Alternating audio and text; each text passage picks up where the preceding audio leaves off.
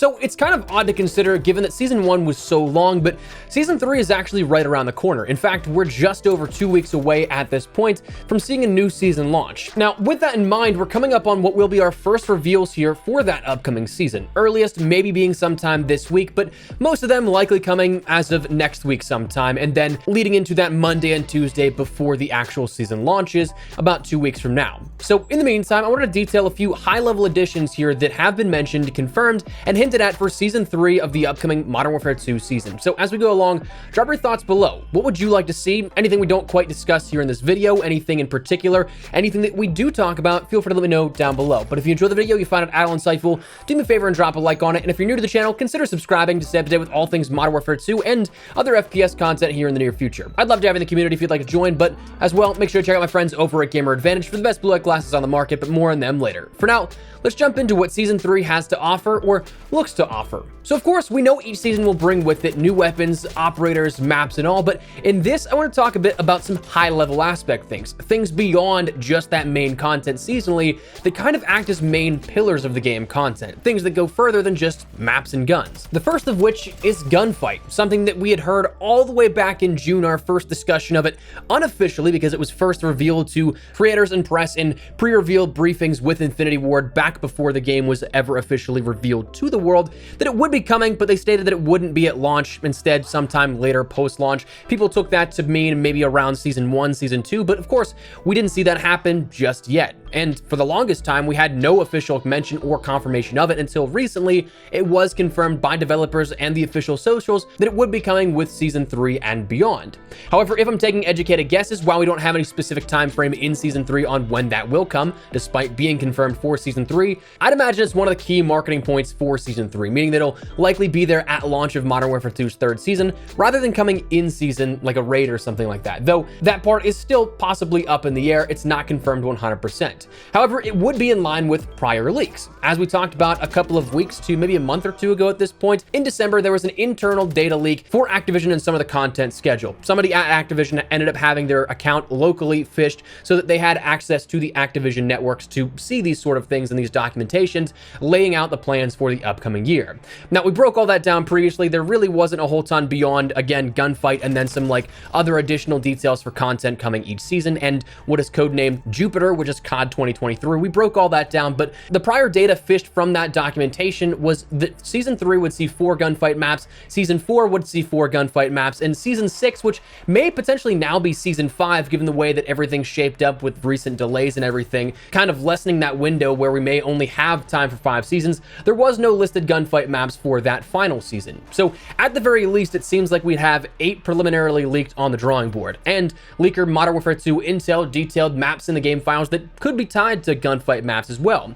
Maps called Black Site, Boneyard, Exhibit, Lounge, Mercado, Subway, Theater, Torn, and Trauma, which notably is 9, though 2 were explicitly listed as unconfirmed, so who knows? It could be our listing for our Gunfight maps. However, my only hope here with Gunfight being confirmed is that we see 2 things, I guess. One, we see tournaments come back in some capacity, whether that be weekly, monthly, seasonally, whatever the case, and offering up unique blueprint or universal camo rewards for those that take home the crown in those Gunfight tournaments, something new to grind out for players interested in that. But also, I really do hope we see a continual playlist of face-off, something we saw in prior COD games and also within Black Ops Cold War most recently, where you have these Gunfight maps, but you have anywhere from 4 to 6v6 gameplay on them, making it continual action, making that shipment 24/7-esque playstyle, but on different maps across the board. It's not just playing the same 1 or 2 maps. Instead, upwards of 8 to 10 if you throw, say, Shoot House and Shipment in that kind of thing as well. You section it off and give that Gunfight portions. So honestly, that was what I thought was one of the best parts about Black Ops Cold War, offering up the availability for camo grinders and people that just want the non-stop chaotic action. They had that while not deterring from anybody that wanted to play standard 6v6 or anything like that. So I would love to see Gunfight introduce a face-off playlist as well, but Gunfight is coming for Season 3. Another thing is Plunder. That was not confirmed to be Season 3, but it seems to be in line with that with new leaks and everything that we've seen come out in terms of game files and assets that point point towards this. Now, if we're not seeing Plunder right at the Season 3 launch, I would imagine that's something that actually does potentially come at Season 3 Reloaded. It's not necessarily a huge thing if there are going to be major changes made to Warzone and Al Mazrah, Ashika Island. That kind of stuff would be more front-loaded by historical comparison, that we'd see that at the launch of Season 3, and then a game mode that's an expansion of that would be something likely at Season 3 Reloaded. But again, asterisk on that because nothing is confirmed. But Plunder is something that players have wanted for a very long time. Still very curious as to why it was not introduced into Warzone 2.0 from the very beginning, being that that was one of the main modes that casuals would play back in the Warzone 1 experience. That was something that, even while I didn't play it too much, I was always kind of amazed by how many comments would say, I loved Plunder, I don't know why they took it out of the weekly rotation this week, and things like that. And honestly, whenever that happened, if you went to any sort of social post for Call of Duty, there would just be a flood of comments asking why it was removed. But that is something that is confirmed to be coming back, but again, the exact pinpoint location of it has yet to be defined, though Season 3 very much so looks like that outcome. In terms of Warzone changes overall, some of the stuff that was hinted at by recent discussions includes some sort of map updates.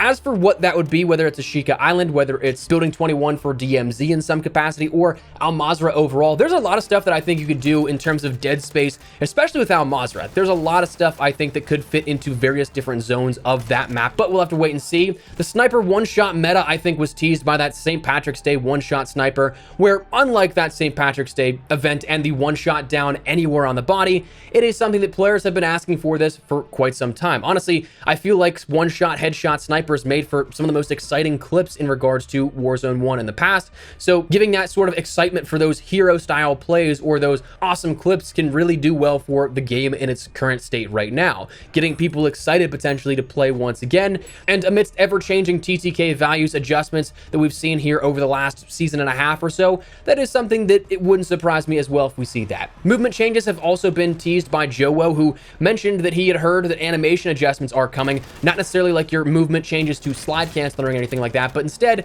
things like ironing out animations. One thing that I've always noticed and kind of hope is encompassed with this is the sort of prone mechanic. It takes forever to drop to prone by comparison, especially if you're somebody that comes across bouncing Betty. You can't end up getting out of the way here. You can't get out of that unscathed because it takes too long to drop to prone to dodge that. So that's one thing in particular, along with a long laundry list of animations that I'd like to see worked out. But anyways, that kind of stuff is on the Warzone front. We did have confirmation that DMZ would not be getting any resets in terms of the challenges that we have. So what we saw where everybody's challenge progress was reset from Season 1 to Season 2, that will not be happening with Season 2 to 3. So that's definitely something that's pretty nice as well.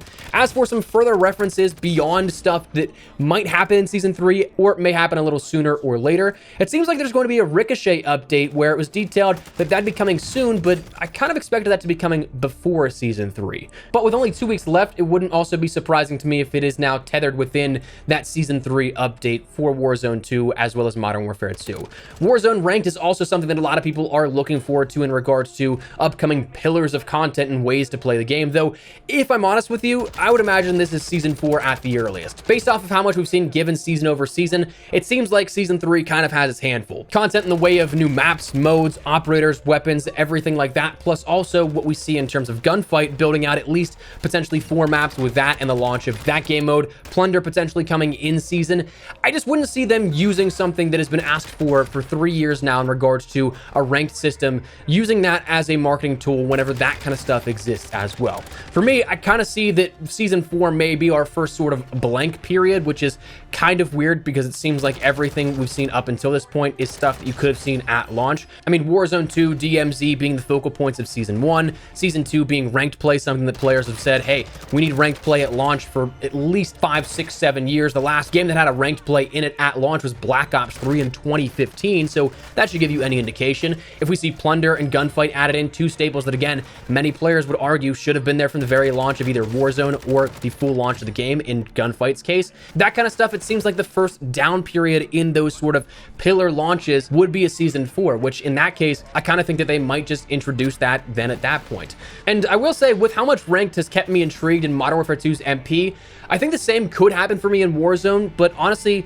not to the degree that I feel immersed in years prior with Warzone. Even with a genuine path to a proven rank or rewards at the end of that tunnel, I don't know how much I'd stick around. Like, I don't see Warzone Ranked being the savior of Ranked in Warzone 2.0. I think that there still needs to be a lot of adjustments made. I'm sure that you agree or disagree, entirely subjective, and it's cool whichever whichever way you lean, but it is something that while ranked is going to be awesome for grinders, I don't know that it like solves the Warzone problem in that sense. And honestly, maybe it's just me. Maybe a lot of it is just collective burnout from Battle Royale games. I mean, I've been playing them for like a decade back now. I remember playing Minecraft Hunger Games in like 2012 when I was back in high school. So maybe I'm finally burnt out, but beyond that, ranked play also will see a seasonal refresh with Season 3, so that this time around, you're not going to start at Bronze 1. You're going to start where your rank left off, if I'm not mistaken, with rewards granted at seasonal launch for your best ranking placement, assuming you were not top 250. So if your best ranking was Crimson and you ended up going down to Diamond or Platinum or something like that, you went to Iridescent but then finished the season at Crimson,